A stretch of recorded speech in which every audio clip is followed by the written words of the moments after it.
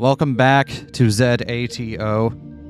Today's episode sponsored by Liquid Death Cherry Obituary flavor. Why did we get these? Because I looked at the can and I'm like, Cherry Obituary sounds like a knockoff Opeth album.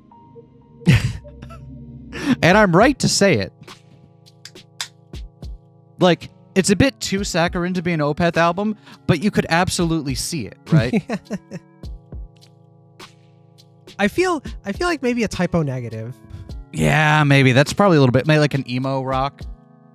Maybe. Yeah, maybe Opeth was a little bit, but... Can't believe you jumped from typo negative to emo. I don't know anything about type O negative. Really? Yeah. We have to rectify that later. No, we don't. We do. Anyway. Man, the constant dark is making me depressed already. Yeah, remembering all of this is happening while it's completely dark out all the time really adds to it, doesn't it? Yep. I hate this time of year. I mean, is it that bad? So wait, how did Asya get out of that? I don't know. It's not like there's no light at all. You call that light? It's dingy mist all afternoon. I feel like I got shoved into a smokestack. Can you go crazy from vitamin D deficiency? You can get really sad from vitamin D deficiency. Really? Isn't that the sun stuff? Yeah. Yeah. That part of some causes of depression include not getting enough sunlight, which is why the full spectrum lighting is a thing. But the full spectrum lighting isn't about vitamin D, right? You're absolutely right. Maybe I'm making this up. I thought for sure vitamin D deficiency was actually part of it. I don't know. It might be.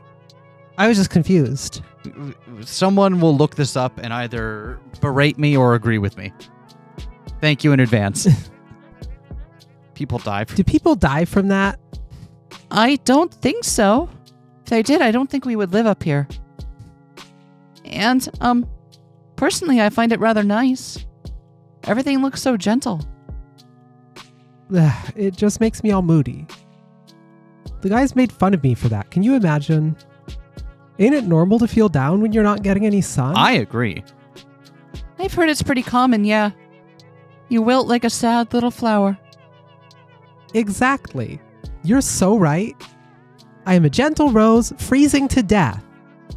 I waste away. No photosynthesis, no water, no nothing. There. You'll get your sunlight soon. Have a get well soon card. Not until the end of winter I won't. Anyway, I wonder how we haven't run into you yesterday. I thought we'd see you by the library or something. Oh, you know me, I just went to the outskirts. It's really, serene out there. Serene, you say? Yeah. It's a little dim right now, but it's very beautiful too. Huh. I never thought of going there this time of year. A bit too cold for walks, you know? Yeah, I understand. But hey, maybe I'm missing something. Like the season's charm and all. Huh?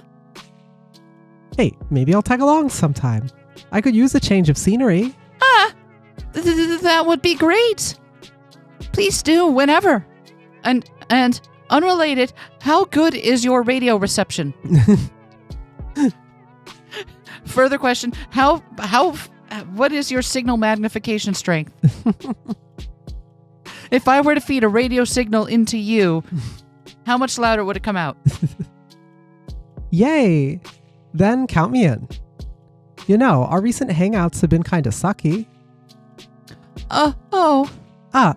Not with you, with my friends. Some of them have these stupid curfews now. Half of us had to be home by 7. 7! You can't say be home by dark when it's all dark all the time. Exactly. Can you believe that? Oh, wow. Why now? Parents are worried because of Ira being gone. Oh. I mean, I get it, but... It's been 4 days. Yeah. No news on your end, I figure? Nothing. Marina's face darkens. She sighs. The adults organized a search party this weekend. Maybe you've heard? No, my dad was home, and my mom too. I see. Well, my brother went. And? She shakes her head. As expected. If the search party found anything, it would already be the talk of the town. It's comforting in a way. If they found Ira's body after so long. No, I'd rather not think about that. You know what I've been thinking? That she left the city? No. She has to be at someone's place. Oh. Of course, this possibility had also crossed my mind. But all the arguments in its favor sounded either too morbid or too far-fetched. Do you mean she was kidnapped? I don't know. She could be staying on her own accord. But where would that be? I can't think of anyone Ira would trust that much. Well, there's the two of us for starters. Great! Is she staying at your place? Huh? We're the last two people that saw her, right? Why would you so calmly suggest that? Who's to say one of us ain't guilty? But we weren't even that close. And Ira, she's not in my apartment. How do I know if you're telling the truth? Marina, I don't like this joke. Sorry. I'm just speaking from the point of view of the investigation. Ask me the same thing, I'll stumble the same way. The only means to prove my innocence would be a house search. Okay, let's go search it. I kinda have a theory on what might be going on. You do? Yep. It's more of a hunch, but the more I think about it... Marina looks around. I don't like whispering about stuff like this at school, though. You know what? How about I call you later? Oh, like in the evening? Yeah. Can I have your number? Oh, yeah, of course. I pulled out a scrap of paper and scratched the digits into it with a dull pencil. Thanks. I have some plans before that, so I'll dial as soon as I'm back. Won't be too late with everyone getting dragged home at baby hours. Does 8 sound good? Sure. I'm going to the library anyway. Have fun out there. I'll sure as hell try. You have an, enriching experience. I will, thank you. I always feel enriched when I go to the library. Having fun isn't hard when you you've got have a library card. Marina runs off. Man, now I have to wait until evening to find out. I wanted to wind down a little after school, but now I'll be all restless. Well, maybe not. I haven't visited the library in a long while. Maybe that's why I've been so stressed out in the past months. It's always nice and quiet there. I'm sure it'll help me relax. I make my way back to class. All right, new thought. Ira is missing because she is living in between the shelves in a Toys R Us. You remember that one? Yeah. Still, honestly, so impressed it took people that long to figure it out. Hey, Shubina. Hey. Did we, have no homework? Your notebook's empty. Oh, no, we did. I'm pretty sure. Well, where is it? Nowhere. I didn't do it. A surprised hum rolls through their whole group. It's okay, I'm also a little shocked. Oh, is someone getting rebellious? No, just slipped my mind. Classic. Right. Taking some time off for yourself is great and all, but you gotta come up with a better excuse. I'm serious, though. Really? Yeah. Huh. Well, that's good. Would be pretty selfish of you to start ditching homework altogether. Selfish? Selfish? Huh? We all rely on you, Yeah, you're the best. You're so smart. What would we do without you? Hear that? The people need you, Shubina. Okay. We'll forgive you this time, but don't get used to it. Anyways, Lakin. What? Pass the notes. The Russian ones. No fucking Japanese. You're supposed to be smart, aren't you? Okay, there. I really did forget. After yesterday's prank, my head was all over the place. Really, school was the last thing on my mind. Although that does remind me.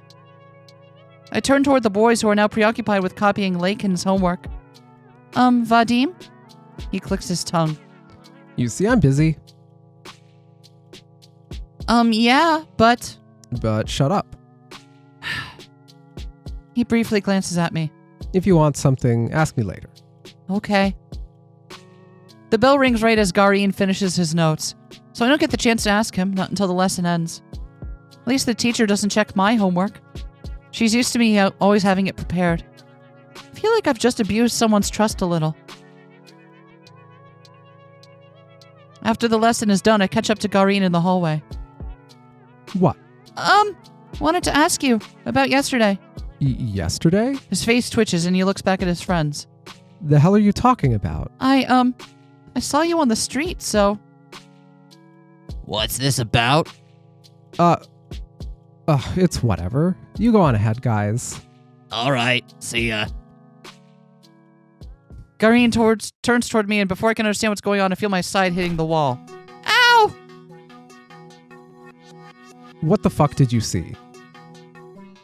He dragged me, no more like threw me behind the nearest corner.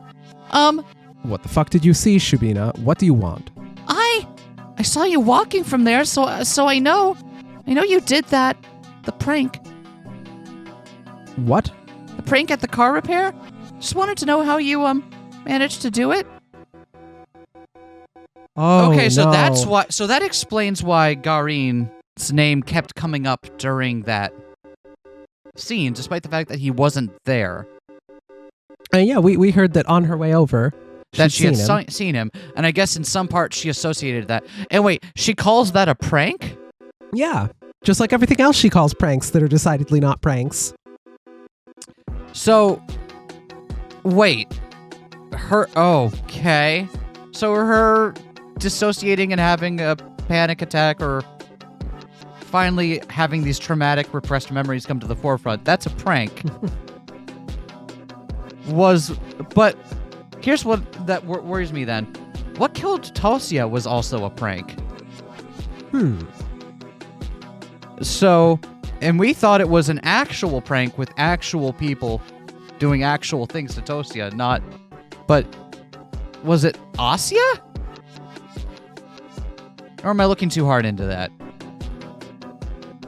And also how you knew. What? What prank? What are you on about? I know you did that. Don't pretend. I saw you walking looking guilty. It's okay. I think it was a pretty funny prank. I mean, I don't. I'd rather you didn't prank me like that anymore, but I've never seen anything like it. How did you do it? It was like a magic trick. Magic? The hell? Shubina, are you high? The hell do you think I did? Changed the schedule? The one on the door of the car repair shop. I saw it. Oh, that's what she's referring to. Okay. Why would I do that? Come on, Vadim. I know it's just one of your jokes. You don't want me to. I won't tell anyone. It's just that it's pretty obvious. Just want to understand how you knew about that. Garin takes a step back, looking me up and down. Are you... Did you have a weird dream or something? No, Why can't you just answer me? He sighs and then runs a hand through his hair. I know you don't get out much, but stores change their working hours all the time. It's freaking normal. No, not like that. It's not about the hours. I just want to know. How'd you know I'd be going there? How did you know? How did you know about Tosia? He stares at me as if he's so confused. As if he doesn't get it. But I know he does. He's just pretending not to for some reason. Oh, Garin's afraid he'll get in trouble for messing up the metal plate. Ugh, of course. That has to be it. He really didn't think this one through, did he? Okay, I don't know what happened, but you're talking nonsense. Weird that he was doing something he didn't want to get caught doing, though. Yeah. What was he trying to get? I wonder if he was trying to get medicine for his bro or something. Yeah, I bet it was actually that. Yeah, and he doesn't want that getting around. But now he's caught up in Asya having a little bit of a break here. He turns away. Thanks for wasting my time, I guess. He's leaving. He's going back to the hallway. No, he can't go. Wait! I grab onto his sleeve and he shakes me off. Damn it, get off me. I said I have no clue what you're babbling about. But Tosia is... I don't know any fucking Tosias. Oh! He walks off hastily as if I were contagious. Why? This doesn't make any sense. Kareen has never had any issue admitting to a prank. Did he take pride in pulling them off? So if he's managed something so elaborate, shouldn't he brag about it to the boys? Why is he so dead set on playing dumb? Sure seems like he had something in mind when I mentioned seeing him from across the street, so it's not like I made anything up. Even if he's scared of being charged for defacing the timetable, he's going a bit overboard with the whole oblivious act, isn't he? No. Maybe I'm looking at this from the wrong angle. I'm being too cynical. I'm expecting too little of this kind, beautiful world. Kareen might not be thinking about himself at all. I didn't even consider the possibility. But what if he's feeling isn't fear? What if it's regret? Asya? Girl? Whew. It's never happened before. He's never been the one to show remorse, and why should he? It's all just harmless games. But maybe he realized that yesterday was a little too much. So when he saw how scared I got, he probably chose not to tell anyone. Thought it would be better to act like it never happened. Just like those boys did. Just like those boys did. To act like it Okay. never happened. Yep. Okay. So, okay. I'm putting back my thoughts about pranking earlier. Okay, that seems to be... It seems like we had the right of it. Except, I think maybe those boys might have killed Tosia in a prank. Of course he never apologized. There's nothing to apologize for. But not gloating about it. For Kareen, that's as good as saying sorry. Kareen, it must have taken so much from you. Is that why you looked nervous? You were already doubting yourself, regretting your actions as you fled the crime scene. I'm sorry. Didn't understand what you were feeling right away. I didn't get why you denied it all so fervently. But it's okay. I see it now. I didn't hear their conversation with Marina. That's a false statement. But if I pretend it's true, if I don't do anything with that information, if I don't change the way I see either of them, then it becomes reality. It cannot be objectively disproven. Nothing happened at the car repair shop. If both me and Kareen believe that, if both of us act like that is the truth, it will become just that. That's incredible. I never would have thought he'd do something like that. I didn't know he understood such things.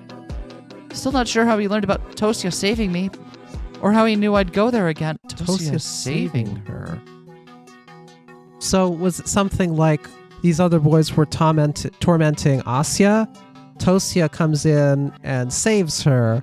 Tosia gets the blame put on her, as folks often do in situations of bullying. Yep. And Tosia ends up getting kicked out and having to leave. Oh, no. Oh. That's an interesting... Yeah. Or how he knew I'd go there again. I'm sure he heard about the incident, but I suppose stuff like that isn't important anymore. You've offered me the option to undo what happened yesterday. It's very special coming from someone like you. And I appreciate the sentiment. I won't refuse. Thank you for that, Vadim. Thank you so much.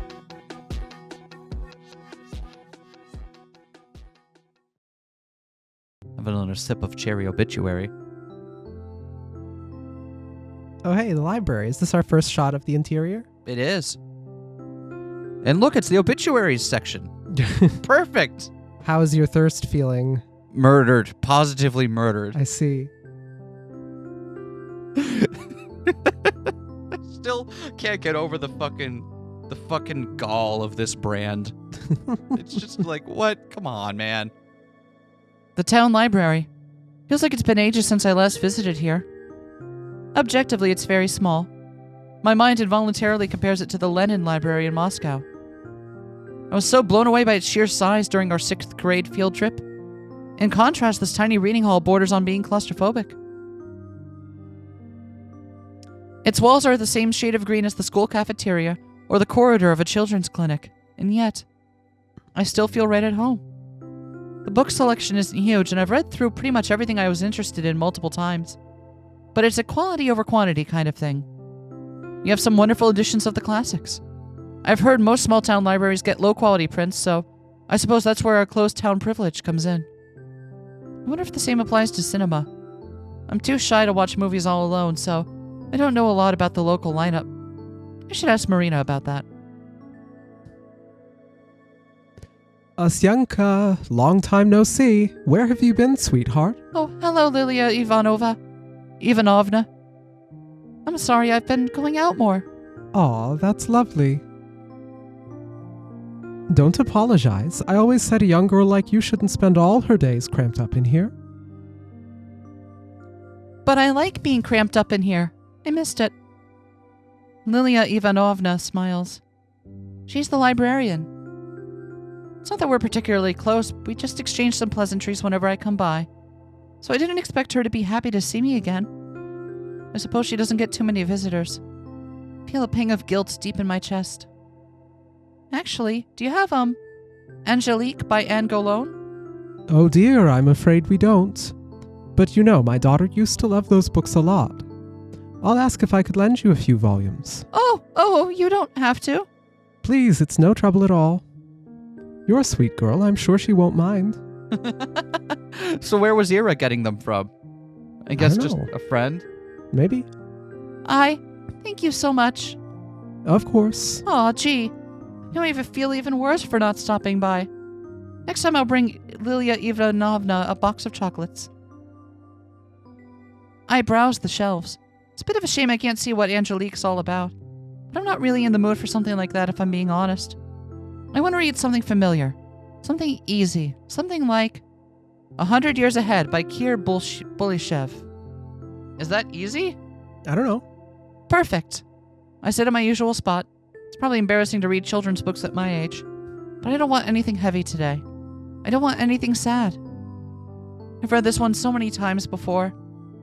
I were caught by Nazis and the only way to live was to recite a passage from this book. I would probably survive. I mean, okay, that's a comparison. Wait, why would the Nazis want that? Listen, this is a hypothetical situation. Alright, there was this adaptation made last year. Everyone really liked it. I thought it was okay. I mean, it wasn't bad. I'm glad more people saw the story, but that's not how I imagined the stuff from the book at all. Ugh, and another annoying thing, I just keep imagining the movie version as I read. Crap. I need to keep the way I've always pictured it in mind. I need to really focus.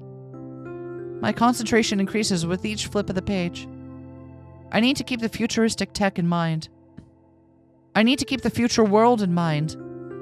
I need to keep the present world in mind. I need to keep the aliens in mind. I need to keep the myelophone in mind. I need to keep everyone's face in mind. And I need to keep Werther's face in mind. I need to keep Kolya's face in mind. I need to keep Alice's face in mind. I need to keep Tosia's face in mind. I need to keep her face in mind. Keep it in mind. What was that? Keep it in mind. Keep it in mind. Yeah! This isn't helping me relax at all. I don't know. Wait, what was what? I didn't see anything there. What are you talking about? Seems like having a normal one. I shut the book and slumped down on the table. Maybe it wasn't a good idea to read this. I wanted something I wouldn't need to think too hard about. Well, no biggie. The kids section has plenty of other stuff. I get up and go grab something else. A fairy tale will do.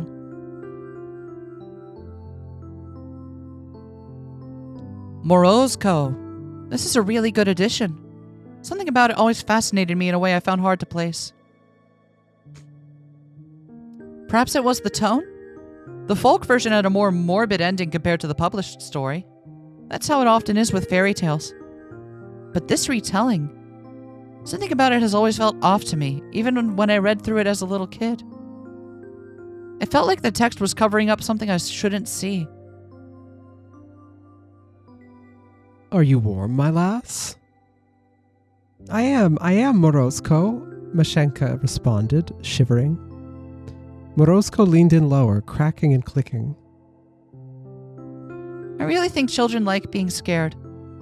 Even when there's no reason to, they'll try their hardest to come up with one. You can stare at a beautiful book illustration and refuse to trust it. You can read a short and sweet cautionary tale and imagine something horrific. Are you warm, my lass? Are you warm, my beauty? I am, Morozko, Mashenka responded, teeth chattering from the cold. The frost grew stronger.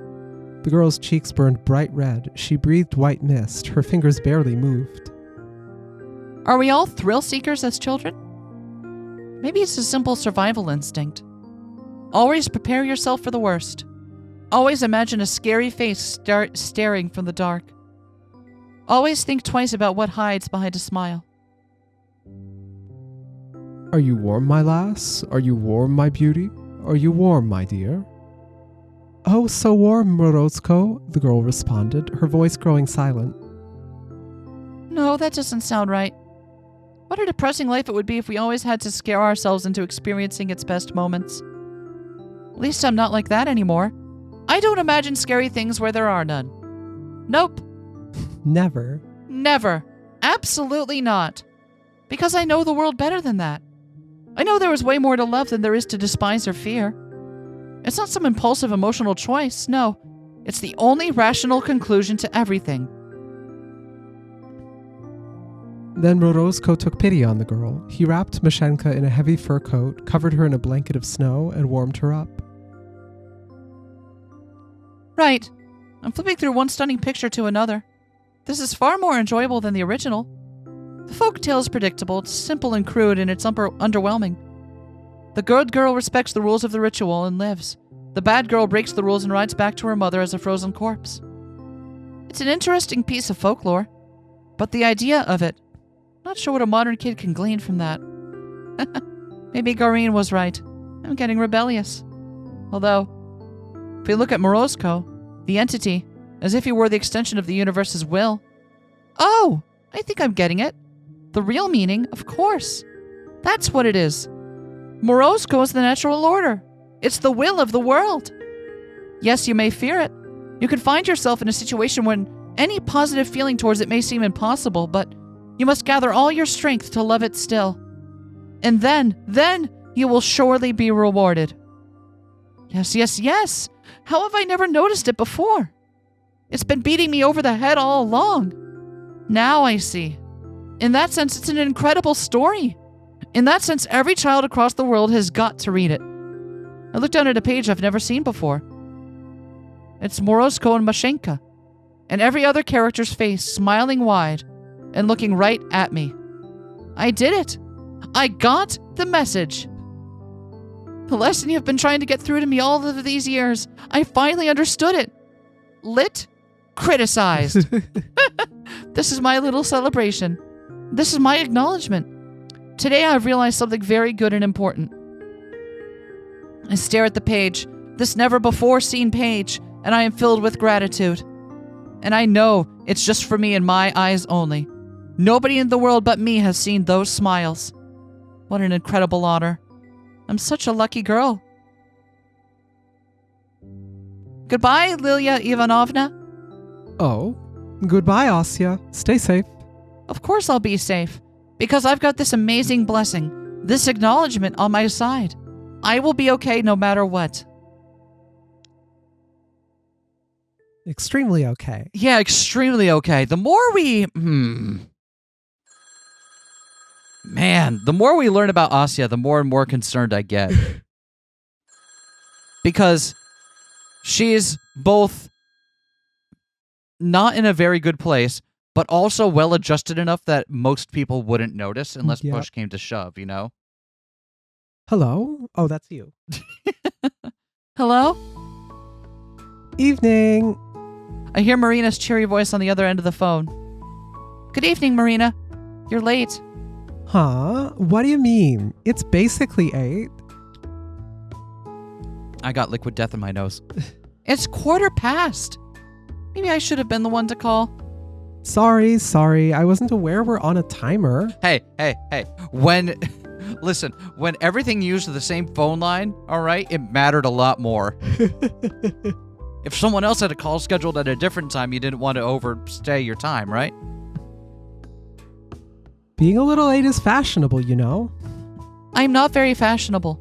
Well, you can always change that. And be late? For starters, you can also make your hair all wild. First, I'm being told that I'm not allowed to skip doing my homework, and now I'm being told that I should actually be late. Help me understand everything, please. Ever seen Nastya from my class? She has this crazy perm. I don't know how to do that. Also, I think my dad would kill me. You go to a salon for it. I kind of want to get one.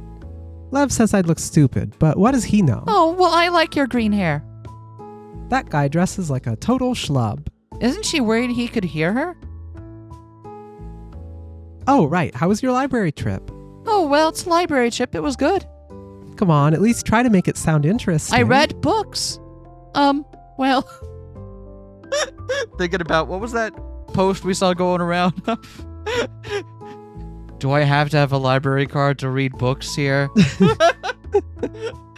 No, you're good. Great. Proceeds to stare at a fish encyclopedia while high for about 2 hours. Well... I'm kidding. You don't have to. It was enlightening. Perhaps everything I believed until today was wrong. But the me you're speaking to right now is a much wiser and braver person than before. That trip was pivotal. It was monumental. Whoa. Huh. All right, that's what I'm talking about. Never underestimate the quiet types, they say. How was your hangout? Asya meaning that with 100% deliberate seriousness. Is delusions of grandeur the phrase? A weird kind of grandeur of more monumental importance than everything is this incredibly important direction or message from the cosmos and the world at large. And she is one of the few people being able to understand and receive it. I think ideas of reference is the term you're looking for. Ideas of reference. Okay. Thank you for correcting me. I appreciate it. How was your hangout? Neither pivotal nor monumental, I'm afraid. Sat at the cafe, looked at some magazines, got the new Reveznik. You read that one? Oh, no. I read, The Young Naturalist and Koster. Huh. That does sound like you. Well, what's that supposed to mean? Sorry. Didn't mean it in a bad way.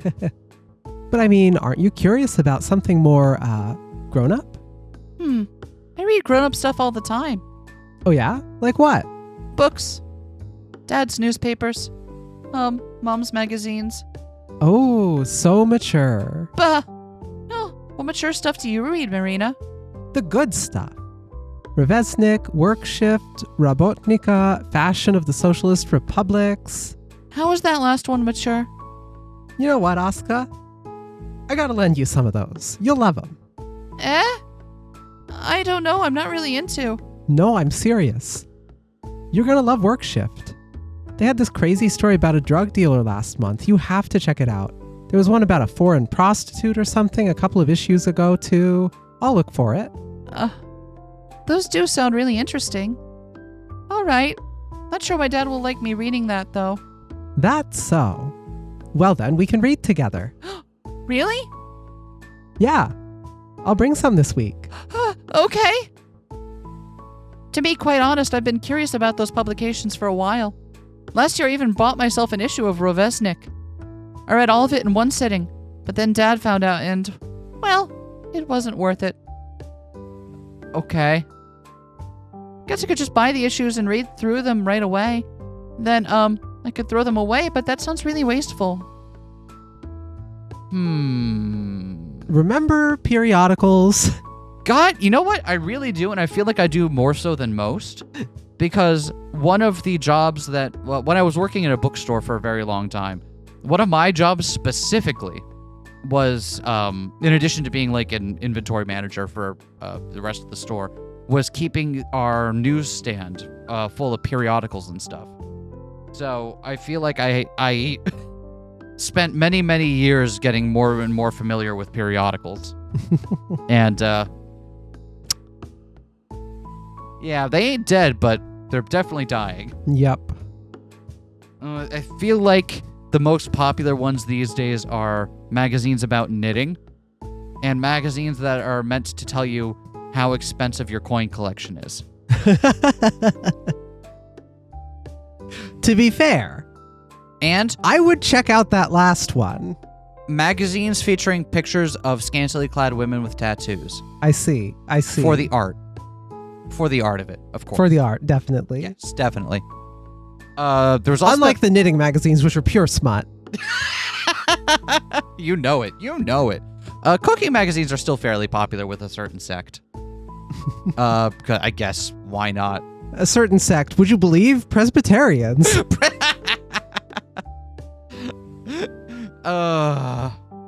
Yeah. Anyway. I'm just sad that tech magazines are garbage now. Yeah. What are you going to do? I mean, what? You're going to want to pay people to write things? Haven't you heard we're all moving to journalist-free newsrooms now? Who needs people to write things when you could just get AI to do it? Jesus Christ. No, I saw a piece going around about how Pink News, right? Yeah. On occasion I would read articles from them over the past few years. And then there's a piece going around today about how they're transitioning to a journalist-free newsroom. With those literal words? Yeah. That's wild. And it's like, well, what the fuck? What are you doing then? Jacking each other off? What is happening in this newsroom? The news-free newsroom. It's clearly it's just not a room. news. It's just the room. It's just the room. By Tommy Wiseau. Silent Hill 4, The Room. Anyway, I mean, yeah, that's why I don't think about periodicals anymore, because, why would you? I guess I could just then buy the issues and read through them right away. And then, Oh, right, yeah. oh, maybe I could donate to them to the library? That's not a bad idea. It's not a bad idea at all. Although if Marina will share her magazines with me, I might as well save my allowance. Right. So let's get back on topic. Sorry, I was having an internal monologue. Huh? The reason I called you. Yeah? There's a long pause on the other end of the phone. Almost as if Marina was bracing herself. Remember our talk about Ira's condition? Of course. Of course. Well, here's the thing. I told you how Ira can get into these states when she isn't quite there. Usually she could snap out of those. It took some time, maybe a couple minutes, maybe even hours, but she got over it. And as time went on, it grew more and more difficult. Oh. The treatment helped. The pills acted as stabilizers, so it was like the pits in her mind became more shallow. They still formed, but they became easier to manage. It's a really evocative image, actually. I appreciate that one. Brain full of holes. The pills stick in the little holes and fill them in. Yeah, exactly. I feel like that's a very, very evocative. They still formed, but they became easier to manage, easier to climb from. And when Ira stopped taking them... Call those stabilizers Mom Donnie with all the potholes they filled. It was like being dropped right in the middle of a canyon. Marina paused. The way she spoke sounded as if she had to force out every word, made worse by the muffled receiver. And that's just half the problem. There's more? When you stay in that state for too long, you begin to deteriorate. Wait, don't tell me that state is Ohio? Huh? The human brain isn't made to handle that sort of stress, so as a result, our consciousness, our higher functions start to decay. What? In other words, we gradually lose what makes us human. I don't know if it's irreversible, but from all I've heard, that's how it is. Huh. I feel a cold lump in my throat. Higher functions deteriorating? Losing what makes us human? Just what? What the hell kind of illness is that? When we saw Ira that day, it seemed like she'd been out of it for hours. So there's a high chance that if she didn't snap out of it soon after, her consciousness began to fall apart.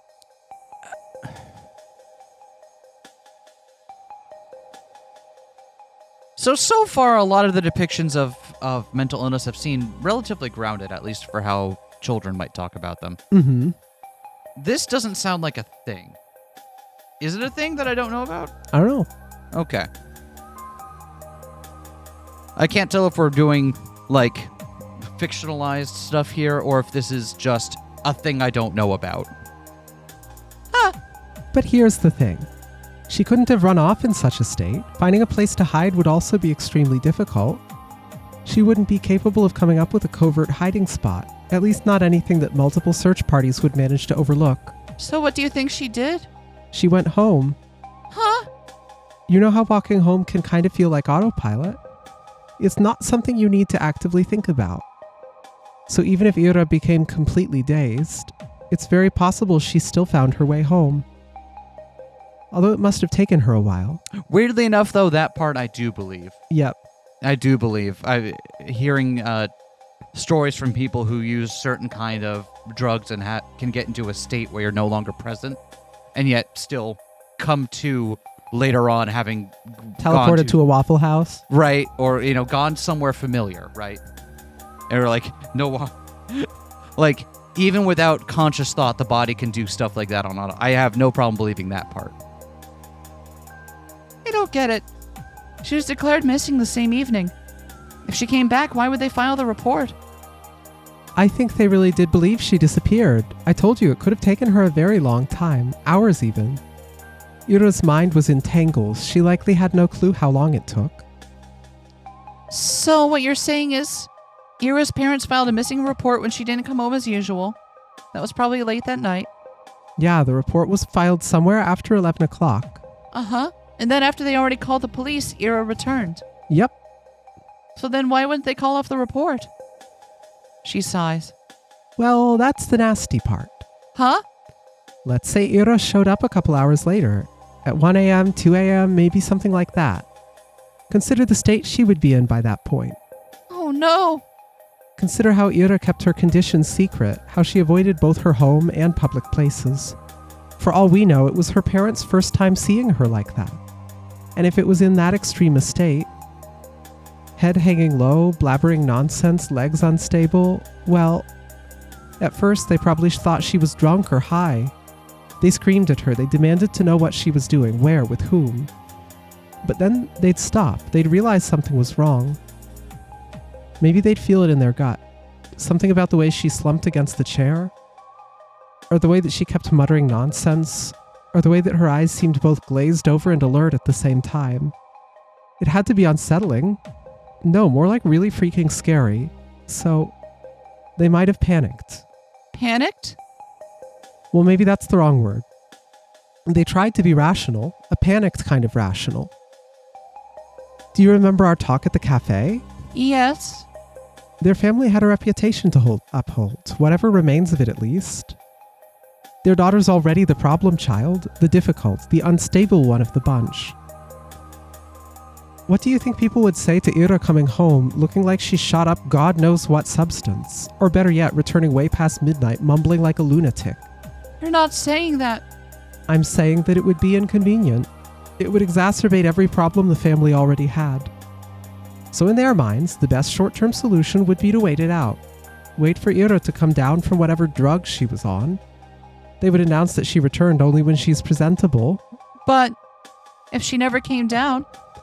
They probably thought she'd be okay by morning, but if not, well... Then, wouldn't they take Ira to the hospital? I doubt they would. They wouldn't want the public to see her in such a state. And Ira's mother is a nurse. She'd probably try to handle it by herself. But that's... Wouldn't they say that she was sick or something? Why keep the report? She still came home under suspicious circumstances. Perhaps they thought it would be better to come up with something first. I mean, it's still a whole lot of, perhapses, but... Yep. Given how Marina views the dynamics at play in their city here, I can understand why this is the conclusion she might have come to. Yep. They thought they'd let her recover and then declare she's back. but before they knew it, a couple days have already passed. Calling off a report like that so quick would also be pretty embarrassing, you know. But that's still... This all sounds a little far-fetched. But also, I can't deny the possibility. I don't know Ira's parents personally, but even I'm aware of how dire their reputation is. Will they really go this far to protect it? Are people really capable of things like that? Oh, crap. Huh. Crap indeed.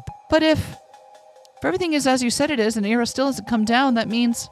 Yes, her condition is only getting worse. We have to do something! I look around. The TV is still playing in the living room. For a couple of seconds I stare at the door, holding my breath. Asya? You good there? Yes, sorry. It's okay. I just need to be quieter. Oh, I see. But yeah, I agree. I've tried calling their place before, but it's either no response or one of her parents. So that's useless. I also thought we could ask Tolik, but we gotta skip school for that. Why? He goes to kindergarten. The only time that we could talk to him alone would be when the kids are let out to play. But that would overlap with our lessons. I can't really skip. That's fine. I can. Really? Sure. Lev will get a call, but it's no biggie. If you say so. Yeah, I'll go there. It's weird the dynamics between like, oh, this would be a terrible mark on her family versus, yeah, I can skip, no biggie. Marina doesn't have that reputation. Ah. I thought maintaining that reputation was an implicit part of being able to live in this town, though. Whether or not... Yeah, Marina doesn't have this negative reputation, so she can get away with things that Ira can't. It's quite unfair. I see. So it's a matter of they've already got a negative reputation, so anything else on top of that... Okay. But if people view you well, you can get away with all kinds of shit. Understood. Still, there's no guarantee that asking him will work. So I'd like to go to Ira's place, see how things are with my own eyes. Yes, that would be smart. Mm-hmm. But I think it might work better if I'm not alone. You want me to tag along? If you don't mind, we can meet up after your classes end. You have how many lessons? 5. Okay, great. 12:30 at the gate then. You in? Of course I'm in. Awesome. Then I'll see you there? Yeah, see you. Oh, wait, can I write your number down as well? Yeah, of course. I'll mark it down on the notepad I've been doodling in. Okay, I got it. Now you can annoy my brother all you want. I would never. I'm just Joshin. Who's Josh? Good night, Asya. Good night. Beep.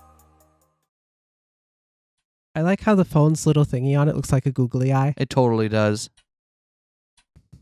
I can't tell if it's just been sitting deeper in my eyes or if it felt like the phone was getting like a slightly darker shade of reddish orange, but I think it might just be the same thing and me just staring at it longer.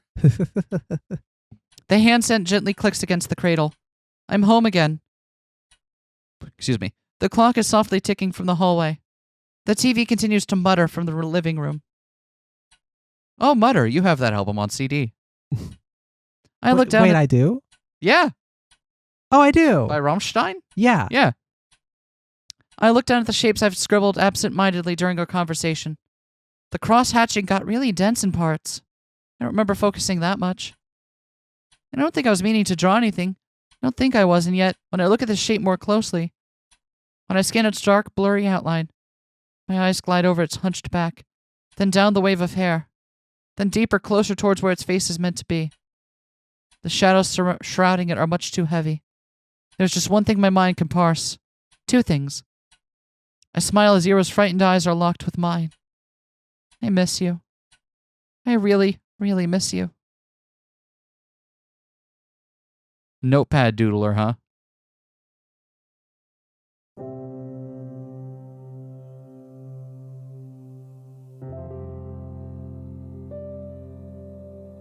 The sky hangs low. The teacher is droning on about some historical battle by the blackboard. I can't force myself to listen. The only thing that matters right now is what Marina and I have set out to do. As soon as the last bell rings, I rush out of the classroom, down the corridor, down the stairs, down another corridor, then to the cloakroom, and then outside. A wave of cold hits my defenseless face, so I hastily tie the scarf I felt left hanging loosely from my neck. Asya!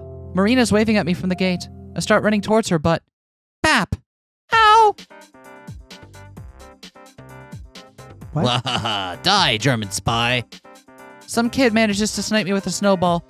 I wobble, feeling chunks of it falling and melting in my hair. Whoa! That was one heck of a shot. Whoa, nice throw. Even Marina agrees. Okay, maybe don't praise it. I mean, who the hell do you think you are, aiming at ladies like that? Ladies? What ladies? She's with the spy. Get her. Huh? A barrage of snowballs flies at Marina. Though unlike me, she successfully covers her head. What the hell?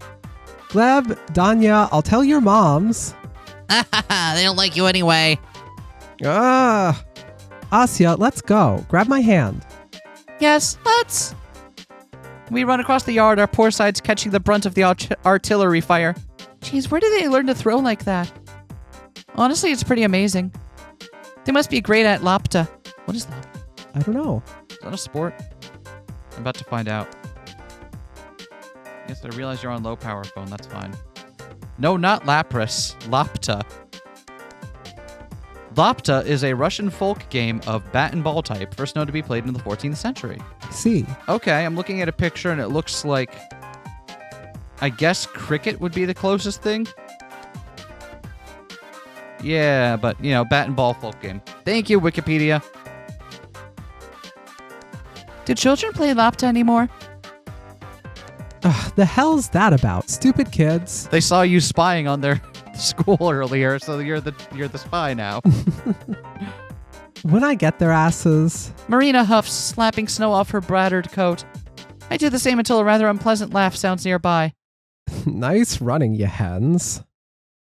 Huh? Garin walks through the schoolyard to us completely unfazed. Marina grits her teeth. Vadik. Hey, you there. Why aren't you firing at him, huh? Oh yeah, why aren't you guys? Say it loud and clear. 'Cause you're our boss. Aye, aye. Heard that? What? Are you like their nanny? Their boss. Clean your ears. A boss? What does that mean? I've never learned the concept of a boss before. We have a contract going, is what I mean. A mutually beneficial agreement. Capitalist. Sorry, that's Marina, not... Capitalist pig. Asya, let's report him. Contract? It's simple. Contract? I let them see some of my hotties' card deck. In exchange, they give you two a little workout every time you cross the yard. Great show, by the way. What kind of card deck? Wouldn't you like to know? It's like normal playing cards, but with sexy chicks printed on them. There's naked ones, too. Whoa! Huh. Where did you even get that? Found it in my brother's room. He had it stashed in the back of a drawer. How classy. Why would you even share that with them? Show. Ah? Fat chance. Do I look like I'm giving out freebies? Bet that stuff's all crusty anyways. Crusty? Nah, they're in pristine condition. Meant only for the initiated, which you're not.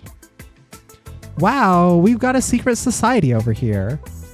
What's the name? Porn Poker League? That's catchy, I'll give you that. I don't think we should be talking about this. Right on, Shubina, it's unbecoming for a woman of Komsomol to use such expressions. Woman of Komsomol? Wasn't that the youth organization? You're right. You're so right. I don't remember that for certain. Is it becoming for a man of Komsomol to carry stuff like that? Look who's speaking. And anyways, you made a dumbass deal like that just to have us bombarded with snowballs? Pretty much.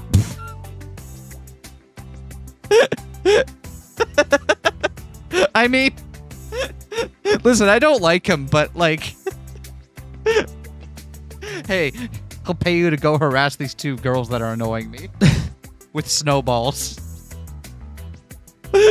I don't know. Part of me respects the hustle. Are you 5? Why? It's payback for having me run your stupid errands. I think it's pretty fair, no? Is that what he was doing? Running errands for... Errands? Ah, right. Forgot to tell you yesterday. I called him right after we talked. Huh? He's coming with us to Ira's apartment. Oh, what? Yeah? My eyes dart from Garin to Marina, hoping that it's all a joke. I know we weren't exactly going to have fun, but I'd really rather not talk to him any longer than I have to. But why? I have a hunch that simply asking them to come inside won't work. And that's when we'll have a use for Vadik's brainless brawn. Brainless? Me? Aren't your own grades in the shitter? Huh. They're not, but thanks for your concern. And even if they were, since when were grades a mark of intellect? Who knows where vast intellect will be called. Just as long as it's not most of the subjects. That's such an outdated idea. You know, Albert Einstein got really crappy grades, and he's like the father of modern physics. I'll tell you more. The whole idea of graded academic performance reeks of classism. It goes against everything the Great Revolution stood for. If it were up to me, this whole rotten system would be abolished. Marina, are your grades really okay? Let's go to Ira's place. I'm sorry, I skipped by.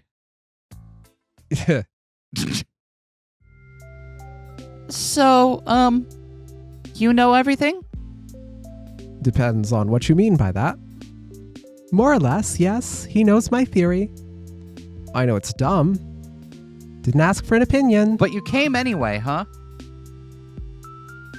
But you came anyway. Is this more of you being secretly sweet on Asya? We'll just go and see if it has... we'll just go and see if it has any ground. Wait, but we've got ground right here all around us. Wait, so you told Vadim about Ira's... What? Her illness? Don't worry, he won't tell anyone. How are you so sure? I won't. Huh? We have a promise. I'm not snitching.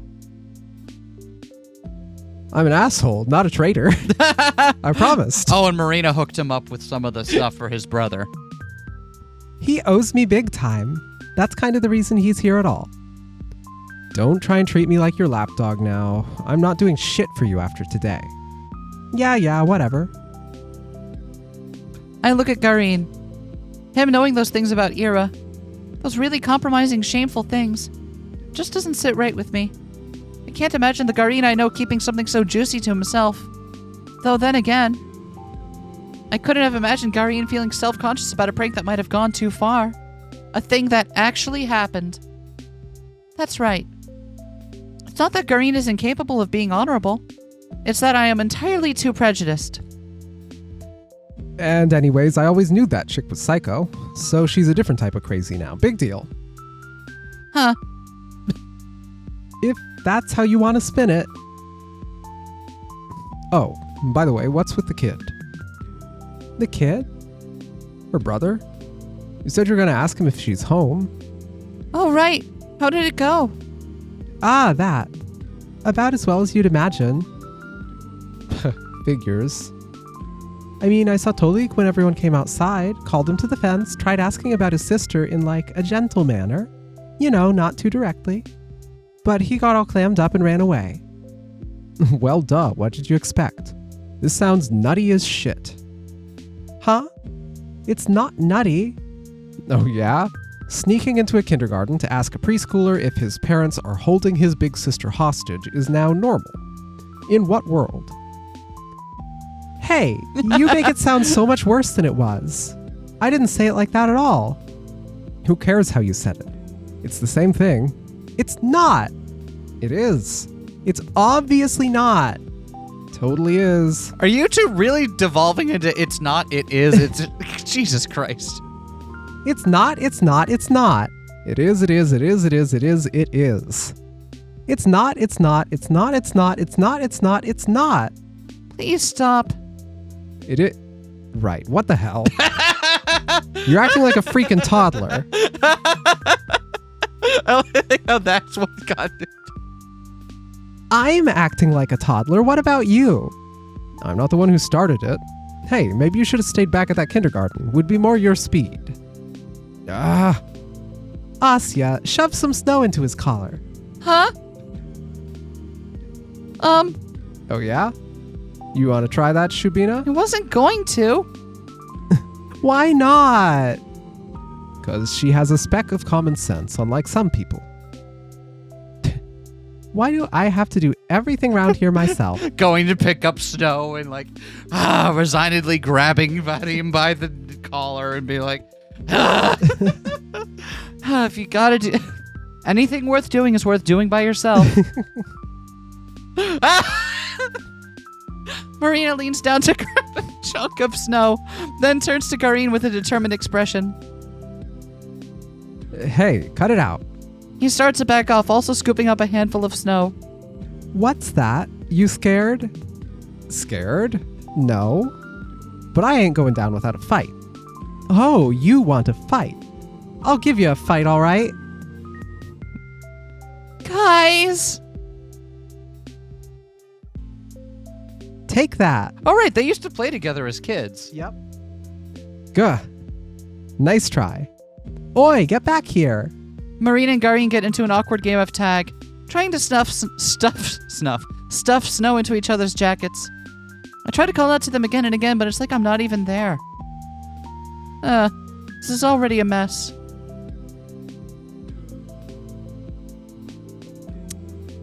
Pro tip for people recording themselves on mic: don't have bubbly drinks while Yeah? you're recording yourself talking.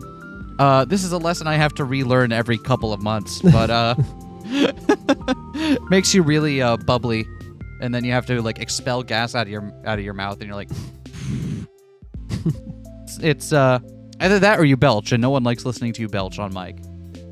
I think I've managed to avoid doing that one. I think I've managed to avoid it. Despite that little scuffle, we reach our destination pretty quickly. Turns out Ira's apartment block isn't far from mine. That's wonderful. It's almost like we're neighbors. I wonder. Marina? Yeah? Her voice is slightly shaky as she wipes off the remaining snow from her wet collar. Have you ever been to Ira's apartment? What's it like? Nope, never been there. Aw. I told you we weren't that close. She's been at mine a couple times, though. Do you want another fist bump now? It's so unfair, right? It sure is. Did you ever have dynamics like that with kids when you were young? Like the designated hangout house and the we do not hang out at my house friend? Yeah. Yeah. Yeah. Oh, I remember having a couple of dynamics like that.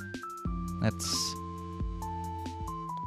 hella awkward, actually, in retrospect. I don't think it was ever the thing I really interrogated as a kid, but... Yep. Sure is. Maybe you'll see it when she's back. Maybe. If she's not already home. Oh, she wants to add. I see it in Marina's eyes. She's got her mind set on finding out the truth today. She'll peek into that flat no matter what. How do you know if anyone's home? We turn to Garin, who's finishing his cigarette a couple meters away. He still has some snow chunks stuck to his hood. I'm glad you asked. I had plenty of time to spare before going to kindergarten. Freezing? So I stopped by the hospital and asked them about Nurse Grachevskaya. Ah, so she works night shifts. Better. She hasn't come into work since Ira disappeared. Oh. Wait, that's actually... What? That's actually sus. Yeah. Like, all of this up until this point, I want to point out, has just been on Marina's fancy. However educated that guess might be, it was still just pulled from air.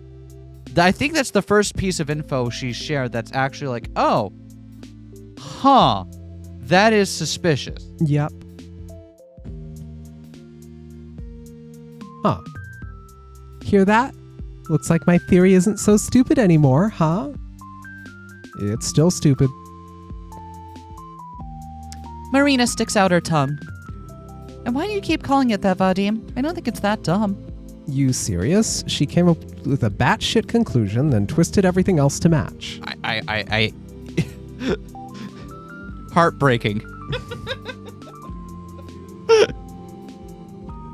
The hell? That's not true. Yeah, I felt a similar way. Asya. I'm sorry, Marina, but it does sound a little bit like that. Still, I wouldn't call it batshit. Even if it is a little out there. Out there, huh? You know, if there's even a 1% chance she's in there, I have to try. I don't care how dumb it sounds. Huh, I agree. You never know until you check. Shabina, you can say that about freaking anything. You can. But incredible things happen all the time. So, I don't believe we should be calling bold ideas stupid or crazy or anything like that. Bold ideas, please. Aliens crash landing in Tunguska is a bold idea. This is some cheap twist she got from a detective novel. I think both of these are rather bold. I mean, and also there could be any number of reasons why she wouldn't go to work after that. Like maybe, grief over her missing child. Yep. Could also be a good reason. Though I believe it was a remote energy transfer in Tunguska. Heard that one. Seems far-fetched. Wait, are they all still having, I guess that is a fun thing to, like, the schoolyard is full of theories about what the Tunguska event really was, right? Do we know what it was now? I feel like we did. I don't remember. Was it like, meteoroid exploding in the atmosphere? Could be. Something like that. Or aliens. You know what? Just this once, it can be aliens. I read some eyewitness reports and nothing there suggested electricity. Huh, well, electrical explosions and fires of that magnitude won't look too different to an outside observer, I think. And it doesn't have to be electricity, right? There are other forms of energy out there. Nikola Tesla could have given something else a try.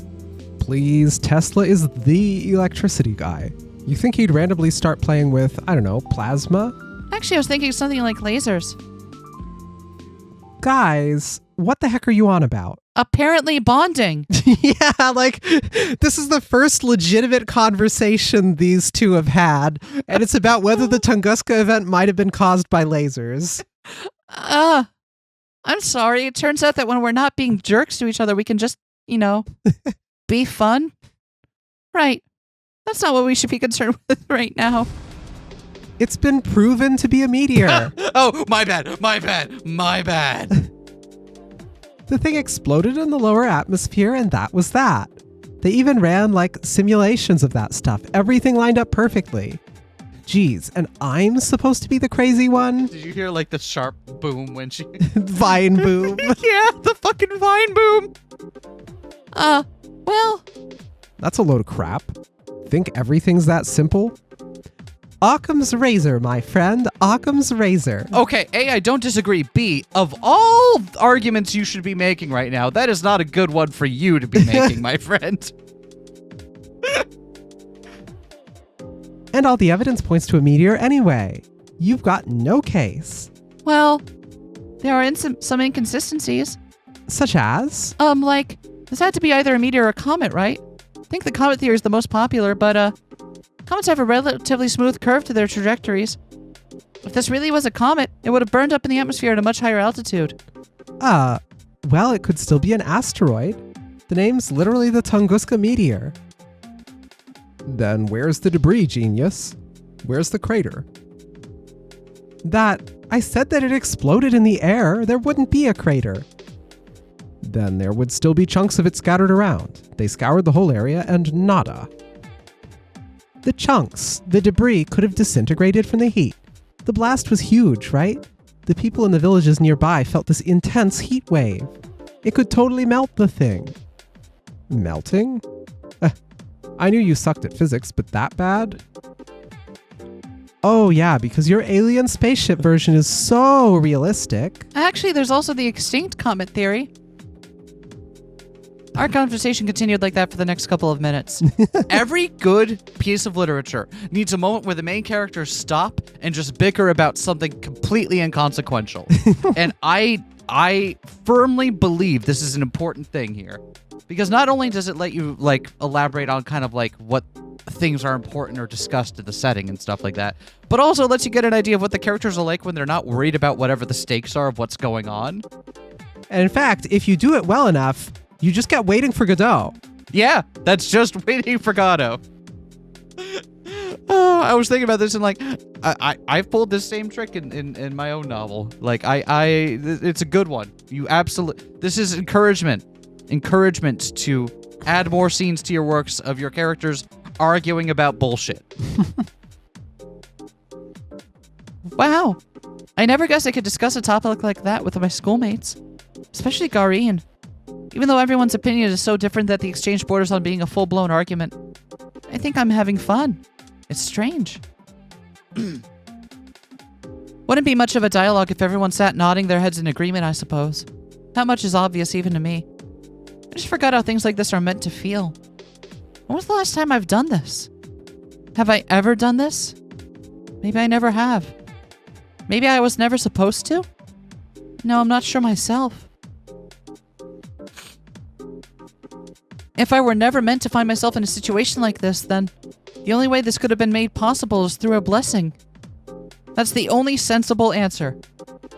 The only reason why I can enjoy things like this despite my inadequacy. Of course, naturally it is a gift. I cannot waste it. Perhaps that tiny part of my humanity that knows how conversations go can be restored. Is that why something so improbable has been allowed to happen? Maybe I'm being too hopeful. In any case, it's yet another thing I can be wholeheartedly grateful for. All right, enough space talk. Let's do what we came here for, shall we? I like how they all agree it has to be space, though. Yeah, let's. Thought you'd never ask. Marina gives us a reassuring smile and we all head to the entrance. It's the same as all the other residential buildings in Vorkucha 5. A long, 5-story block with evenly spaced out canopies at its base, each hiding a metal door with a code lock and a bulletin board on the side. If someone took a photo of it then told me it was my house in the picture, I'd believe them without a second thought. Nevertheless, stepping closer to it, looking at it, knowing that this is the roof under which Ira grew up, slept, and died, it almost fills me with a sense of reverence. You know the code? Yeah, my classmate lives in the same building. And what if we run into her? Calm down, we won't. Marina types in the code. The lock clicks, and we're in. It is slightly dark and warm.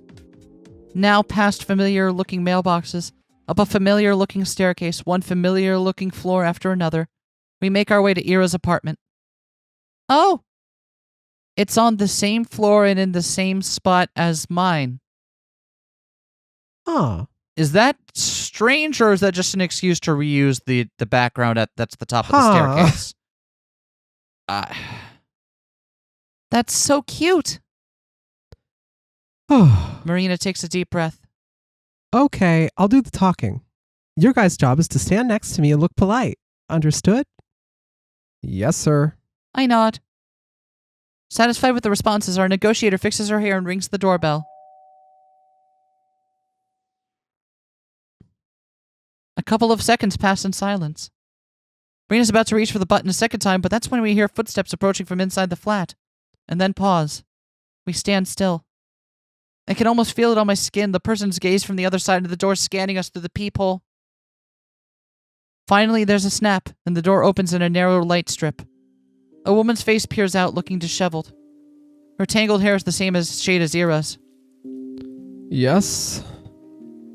Good afternoon. We're Ira's friends from class. We nod politely. Friends? Yes. We've been really worried about her. I can't imagine what it's been like for you. I didn't know she had friends at school. Why wouldn't she? Ira's the coolest girl I know, right guys? Yeah. Yeah, actually, the coolest. And very kind. Agree. We went to the cafe like all the time. How come she never told you? In any case, I apologize if it's any inconvenience, but I promise it won't take you long. Last Monday, I lent Ira one of my brother's books. If it's not too much trouble, I would like to have it back. He needs it for work. Sure. What's the name? On the Stability of Closed Systems. It's a paperback. On the Stability of... She read things like that? I was surprised too. But seems like she's been interested in structural dynamics for some time. Wish I had her passion. I'm just too dumb for stuff like that.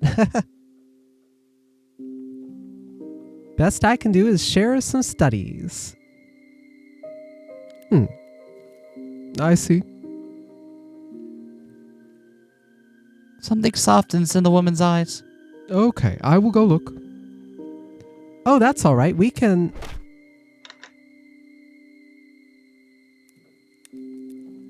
The door slams shut, and we hear the sound of a turning lock. Then the steps retreat into the apartment. Great job. Shut up. Marina hisses quietly. Don't move yet. It's going as planned. Is it? To me, it looked like we just got the door shut in our face. She said she's gonna look. Just wait. When she comes back here empty-handed, we'll offer to search for it ourselves. She closed the lock just to go inside for a couple minutes. Think she'll let us in all willy-nilly? If my theory's right, she won't.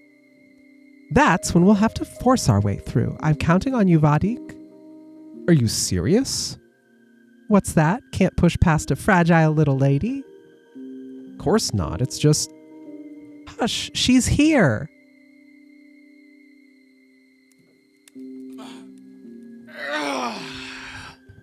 The door opens again. The woman peeks out. There you go. Huh?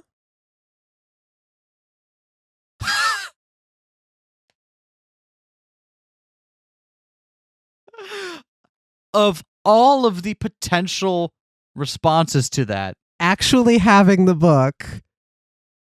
actually having the... Did she actually borrow it from her brother?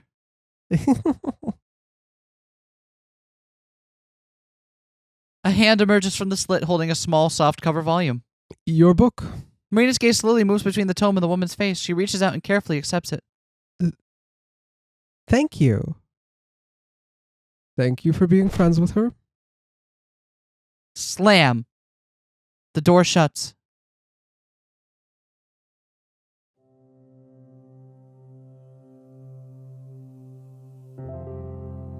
In some ways, that's actually probably the best possible outcome for those three specifically. Yeah.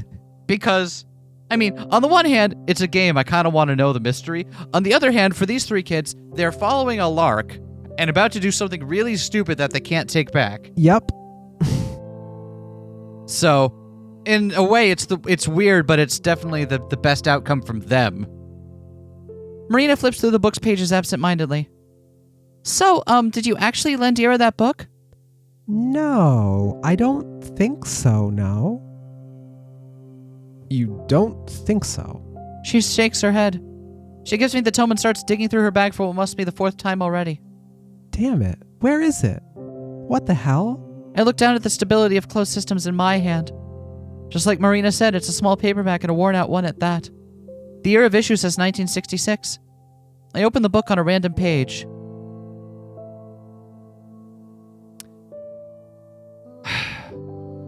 If we are to arrange the components in order of cognition, the list will go on as follows. Starting from highest.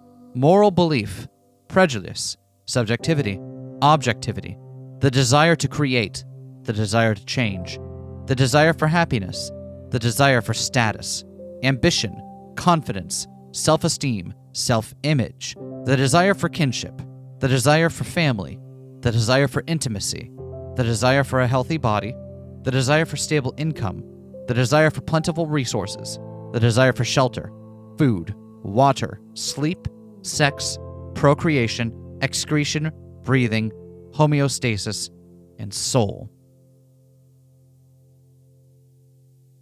The exact sequence remains the subject of debate.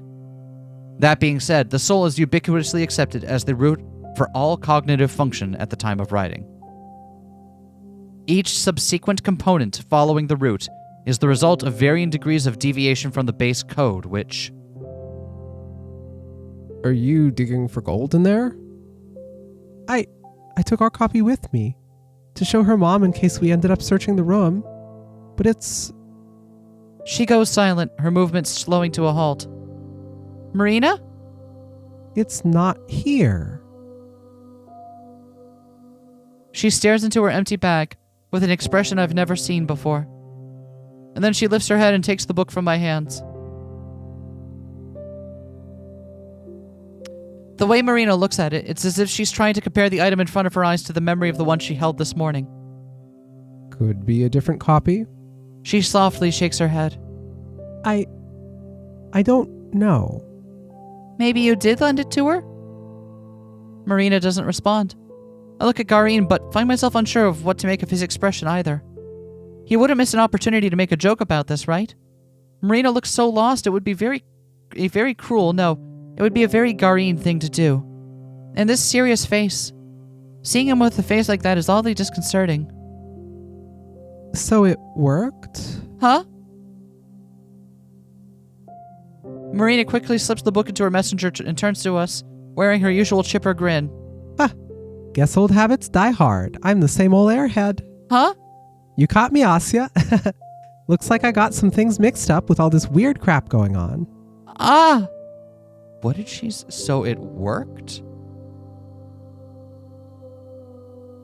Ah. Is there a different meaning to her having that book? I don't know. And so it worked is such... That's such a heavy, laden phrase. And I cannot for the life of me pick out what it is meant to be implying. That's okay. Happens to me too sometimes. Right? Took you this long to realize that you've got mush for brains? I guess the people around you were too nice to point it out. Well, thank God you're here to tell me how it is, Vadik. Anyways, that sure was something, huh? Yeah. A whole load of nothing's what it was. We didn't learn shit. Wrong. Did you see how her mom was acting? If you ask me, it's a little suspicious. Do you think so? Don't you? She was dead set on not letting us see a sliver of the flat. Why do you think that is? I understand what you're implying, but she might just be a private person. Ugh, ain't it obvious? She's sick of random people asking about her daughter. I like how in these conversations, Vadim is the one that seems to have like the most grounded take of what's like. Obviously, she's sick of people come on, guys, what are we doing here? You two aren't wrong. I'm sure both of these are big contributing factors, but even then. I don't know about you, but to me, something about her behavior seemed a little too paranoid. I doubt privacy is all there is to it. I suppose. Can see what you mean. Mm-hmm. What I'm saying is, even if it doesn't confirm my theory, it certainly doesn't disprove it. Sure. Cool. Can I go home now? Stop right there. Who said you're off duty? Man, what else is there to do? Contact Hiro directly, duh, that's what you're here for. Huh? I thought my job was to push past her mom or something. Nah. I didn't expect a direct approach to go smoothly. We just had to get that part out of the way. Now, comrades, this is where the real action begins. The real action? Yep. Follow me.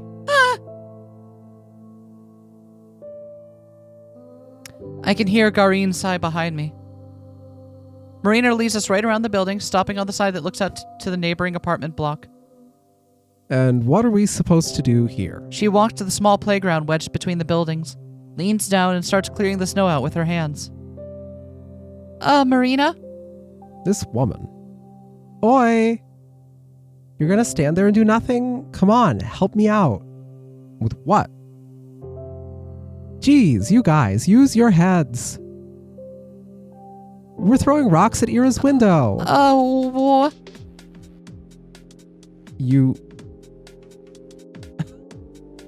Garin shakes his head in disbelief. Well, it's a pretty normal suggestion, all things considered. is what I would like to say, but when I look up to the 5th floor where Ira's room is supposed to be. But isn't it a little too high? Asya, that's what we call a defeatist attitude. Oh, really? Oh, really?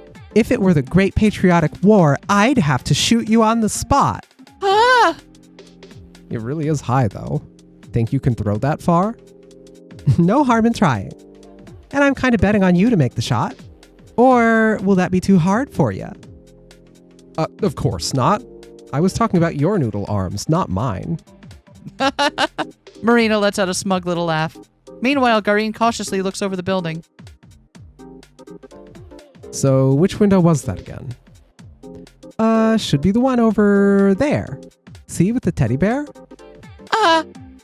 I frantically scan the apartment complex. A teddy? A teddy! A teddy! A teddy! Oh! I found it! Right there, right where the window to my room would be. There it is. Ira's window. That's the window that she was looking out of every day. The window that she chose to put a plushie on. She did that so when she looked out of the window, she'd also see her teddy bear. Maybe sometimes she'd hold it in her hands to squeeze it. Does the bear have a name? It has to. I wonder if it's something classic like Misha or Winnie. Suppose Ira could be the type of girl to call a toy first thing that happened to pop into her head. That does sound like her, but something tells me she didn't do that. I really think she spent time picking a name that would be the perfect fit. Perhaps the name she went with in the end turned out to be a little unconventional. But it must have felt so right. She couldn't imagine choosing anything else. Oh, I can totally picture it. God, that's so cute. So freaking cute. It's too adorable. Ira, you're too adorable. How do you know it's that one? You said you've never visited. I mean, I've called her outside a couple times. I see. Then... Garin walks back trying to calculate the best possible angle. His face doesn't look all too confident. Marina, having dug up some pebbles from the ground, runs up to him and drops a few in his hand. Looks like I'm next in line. I don't think I'll be any good at this. Nonsense. What did I say about defeatism? Bah! 3 small rocks land into my mitten. They're wet and dirty and the dirt gets tangled in the wall. There's something charming about that. I look up to see Garin tossing and catching a pebble in his hand. He's eyeing Ira's window with the intensity of a boxer, gauging his opponent from across the ring. Well, what you waiting for? Piss off, I need to aim. Right, you're not solving a freaking math equation, just go for it. That's how the pros do it. Oh yeah, gonna lead by example? With pleasure. Marina gives both of us a challenging look, then turns to face the block. She takes a couple of steps back, grabbing a pebble in her hand. Then she exhales and... Pap! It lands in the snow. That's not even close. Shut up! Didn't even reach the wall. Hey, listen, it's the spirit that matters. You think the pros get to national level without a couple of fumbles? The pro rock throwers? No, it's a rocky road. Victory starts with a mindset, a goal-oriented mindset. That's true. Oh yeah, sure, you're gonna go far with a throw like that. Maybe one day you'll make it to the Paralympics. Ugh, big talk from the guy who's yet to make one shot. Why are you still standing there anyways, huh? Scared yours won't even fly that far? You suck at bluffing. But remember, Vadim, you only get one shot. With a big, almost theatrical swing, Garin shoots his pebble across the yard. It draws a rather scenic arc and bounces off the wall just below the 2nd floor. That's it. Better than your sad excuse for a throw. It's nostalgic. Years pass and you still pitch like a toddler.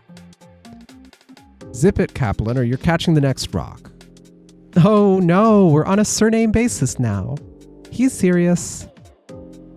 You bet your ass I am. Listen here. First one to hit the target wins. Loser buys soda. Ha! Sure, you're on. Asya, your turn. Huh? But do I have to? It's pretty far. Come on, it's just for fun. Can't do much worse than me. Well, if all three of us are playing, how do we choose the loser? The winner's the one who ends the game. We can't have two losers, right? Whoever hits the lowest, whatever, just shoot already. I'm really no good at this. I'm always the last one in PE. Nails it in one. I look up to the 5th floor. Man, hanging out with Marina's really gonna run my wallet dry. Bye-bye, allowance.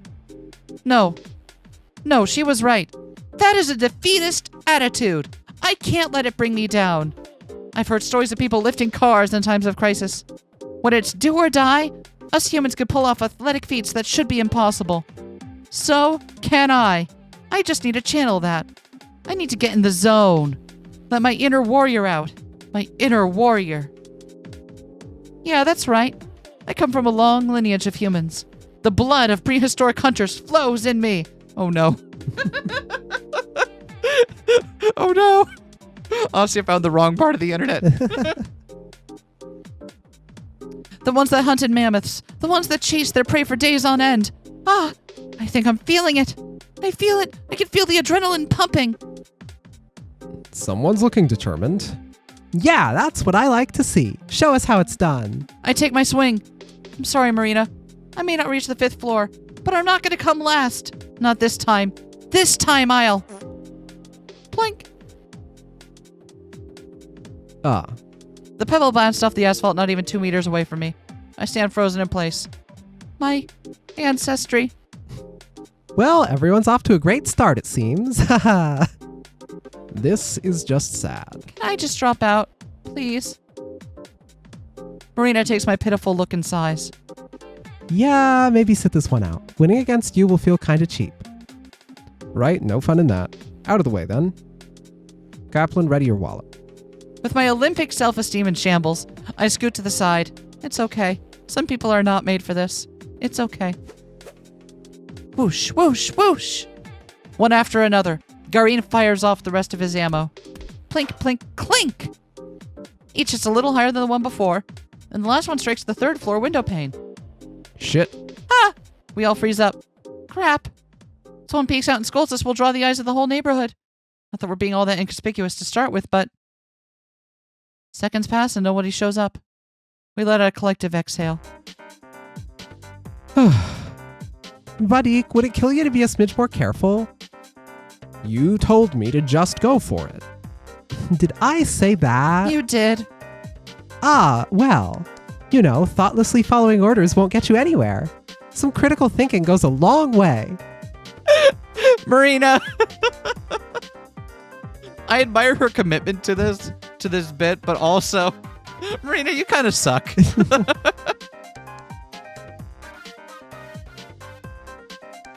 So do we listen to you, or... Shubina, pass the rocks. Marina, start running. Ah, scary, scary. Also, it's my turn. She pushes Garin away with her shoulder. I shouldn't be expecting much considering her first shot, but even though the angle was all wrong, it was quite forceful. She aimed it just a little better. Marina's pebble shoots up fast and high. Bam! Whoa! It slams dangerously close to the 4th-story window, just above Garin's strongest throw. Ha! For a moment, Marina looks surprised at how high she actually managed to hit. Then an arrogant smirk spreads across her face. Yeah, Vadik, I wonder why I called you here at all. But thanks for the help, I guess. You're free to go. Hey. Sorry to have dragged you out here. Oh, it's all on me. Sorry for that. It looks like we can handle this by ourselves after all. Oh, sorry. See you around. See you around. The hell do you mean, see you around? I'm just getting started over here. Smack! A rock collides with the wall just above the spot Marina's pebble hit. Wow. See that? I'm only revving up. Hey, guys? I point to the ground where I've etched some lines into the snow. Here, scoreboard. Oh. Asya just quietly and politely getting the scoreboard ready. Nice. Way to make yourself useful. Hey, can you draw mine a little higher? Oi, no playing favorites. Yeah, sorry. No cheating, Marina. Jeez, whose side are you on? No one's. The rule of sport is impartial. I like fair games, and I believe in you. Blah. I like fair games, and oh my god, the CG is so great!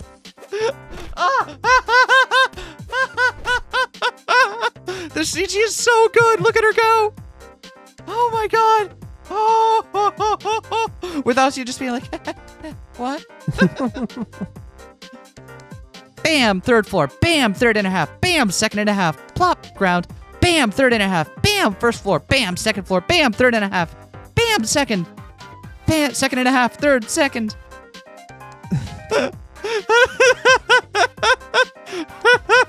Marina's whole look here is real. The two keep pelting on the poor building while I keep drawing notches on the scoreboard. Sometimes I run out to collect the rocks after they fall into the bottom. If you think about it, isn't this game sort of like a reverse meteor shower? Rocks flying up into the heavens, never quite reaching their destination. We captured them with a long exposure camera. They leave similar traces in the sky. A sea of dark parabolas. Most are uneven, interrupted halfway through, broken. Ah, ouch. Get distracted and a pebble hits my head. Asya, I'm so sorry. Are you okay? Ow! Yes, don't worry. Please keep going. Jeez, Shubina, watch where you stand. Sorry, I'm the one collecting the pebbles. She's got...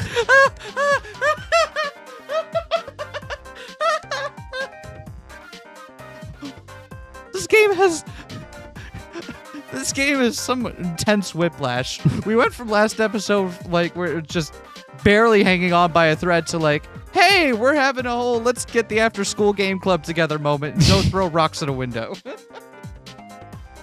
Whoosh, whoosh. Looking at it now. Yeah, Marina's aim isn't the best.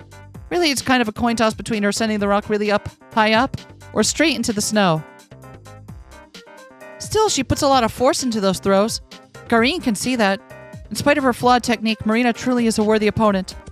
Third and a half, fourth, third and a half, third and a half, fourth, ground, fourth and a half, fourth, third and a half, fourth, fourth and a half, fourth and a half, fourth and a half, fourth and a half.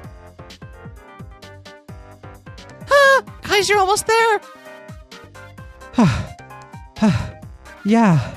Watch this, kid. I'm gonna knock Ira's window right out. Please don't. Who you calling kid? Make way. Bam. Damn it. Whoa, you almost got it. Seriously. Next one's gonna be it. Count your prayers, Kaplan, and your cash. I take cream soda, by the way. Cream soda? Really? That's pretty cute. How is it? Whatever. Is cream soda cute? I don't know. That's the one I got today at the store. I was like, I want an SK treat for the week, and then I got a bottle of Polar cream soda so I can have a little bit of it when I feel like I did a good job. Actually, it's not very fair to you, is it, Asya? Huh? What do you mean? Buddy, we can't leave the squire out. Squire? The loser buys 2 drinks. One for the winner, one for Asya. If you're so eager to spend more money, be my guest. Oh! Well, I like Duchess. Heard that? Sure did. And for your information, I'll be having Tarhun. Tarhun? Of course you will. I'm so lucky. No matter who wins, I'm getting a free soda. Being a wimp has finally paid off. All right, my shot. Get going, Vadik. The store is right around the corner. Just throw already. Marina gets into position. I haven't missed one in a while. I got a good feeling about this. She swings her arm back. Wait, what did she just say?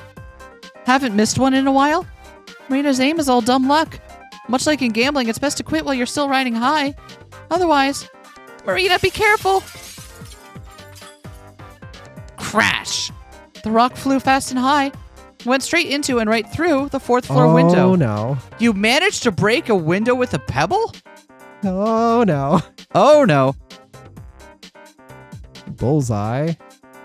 What the fuck? Ha! Everyone, run! Ah! Marina grabs my hand before we can fully process the situation. All of us bolt to hide behind the nearest corner. The man's furious voice echoes between the buildings. You shitty brats. Your parents will pay for this, you hear? Kaplan, don't think I didn't see ya. Shit. You idiot. Gareen leans against the wall, unable to catch his breath. Shut up, you. This guy recognized me. Hey, maybe he'll make you famous. Freaking marksman of the century. She punches his shoulder, but lets out a giggle nonetheless. Well, hey, at least I hit a target. One you weren't aiming for. Details, details. I crouched down and let out a sigh. Wow, what a doozy. At least that man didn't seem to know who I was. My dad would kill me if someone complained. Poor Marina. Hope that Lev won't be too mad. Her parents, too. Huh. Her parents. I don't think she ever mentioned them to me. Do they work in a different city? Then why does their daughter live in Vorkucha 5? Maybe I should ask her sometime. Yeah, we never really interrogated that part of it. We just kind of like, oh, she's living with her older brother. And then just didn't ask more questions. Yeah. I look up at Marina, who's still exchanging verbal jabs with Gareen. Not sure if I should interrupt, but... So, someone owes me a duchess. And I don't particularly care who. What do we do now? Their smiles falter. Maybe I shouldn't have said that after all. Good question. We're all done here, right? Aren't you eager to go home? Sorry to disappoint you, but I still have my plan C. Plan C? Mm-hmm. This whole throwing rocks at a window strategy isn't exactly foolproof. Even if we reached her floor, people don't usually respond after just one rock, yeah? That's so true. So we'd need to hit that high at least a couple times. That would be difficult. And even if Yura is there to hear us, who's to say she would respond? If she's really kept in there by force, you'd think she'd be screaming out into the street the first chance she got. So, why the hell did we do all that in the first place? It's called having fun. There's still a chance that we'd get some sort of reaction. Even if it's just 1 to a million, it's worth a go in my book. Your whole dumb theory hinges on that percentage. Well, as long as the chance is greater than 0, a miracle will surely occur. Yep. I mean, it's not so bad. If we believe Ero's at somebody's house here, then, be more like 1 to 6,000, right? Exactly. See? No, even less. Most of the apartments here are housed 2 or more. So it's at least 1 to 3,000. Oh my god, Shubina, who cares? Good thing you barely talk in class. Aw. Right. For a minute, I forgot who Gareen was. Not that I expected to hear anything nice from him, but... Hey, don't talk to her like that. Lay off me. Anyways, why do you need me still? Need me to break more windows for no reason? No. We need to get up here. Marina points up towards the top of the apartment block we hid behind. Huh? The roof? Yeah. Do you still know how to climb there? Good grief. Why? You want to flash a Morse code into her apartment? Oh, that's not a bad idea, actually. It's a really dumb idea. That probably won't work. Come on, people, there's no harm in trying. Any of you got a flashlight? I don't. Like on hand? No. Seriously? Don't all boys carry stuff like that? What boys have you been talking to? Right, my bad. You're the type that carries porny card decks. Damn straight. What's with the proud face? The proud face really... But whatever, I wasn't planning on that anyway. Really, I just want to peek inside. Like, into Ira's window? Yeah, not the most ethical option, but we're kind of short on those. Sure. Oh, just like that? No snark? No complaints? Not like that's ever worked before. Let's just get it over with. You're right about that. All right, let's get going then. Okay. And we'll have to follow them around for this story. And next time. Good God, the whiplash in this episode. I am still no more certain where we're headed right now. I thought I had a firm idea where we were going from the tone of the last episode, and then this time we're all hanging out throwing rocks. Yeah, as one does. I don't know, man. Game's all over the place, but I am enjoying my time here. So, see ya then, everyone. Bye. Peace.